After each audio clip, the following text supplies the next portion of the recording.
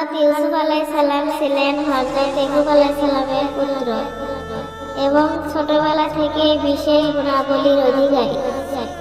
একদিন তিনি তার পিতাকে একটি স্বপ্নের কথা বলেন, যেখানে তিনি দেখেন যে 11টি তারা, সূর্য ও চাঁদ তাকে সিজদা করছে। হযরত ইয়াকুব আলাইহিস সালাম বুঝতে পারেন এটি একটি বিশেষ ভবিষ্যদ্বাণী। তার ভাইয়েরা হিংসাশত তাকে একটি কুয়ায় ফেলে দেন। পরে এক কাফেলা তাকে উদ্ধার করে মিশরে বিক্রি করে দেয়।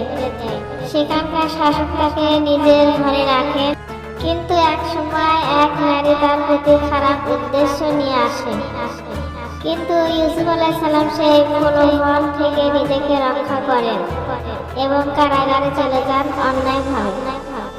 শেষ পর্যন্ত তার সততা ও প্রজ্ঞা দ্বারা তিনি রাজ দরবারে জায়গা পান এবং মিশরের অর্থমন্ত্রী হন। তার প্রজ্ঞা ও আল্লাহর কৃপায় তিনি দুর্ভিক্ষের সময় অনেক মানুষকে সাহায্য করতে সক্ষম হন, এমনকি তার ভাইয়েরাও তার সাহায্য নিতে আসে। শিক্ষা, সততা, ধৈর্য ও আল্লাহর উপর ভরসা রেখে চললে শেষ পর্যন্ত সম্মান ও সফলতা আসে।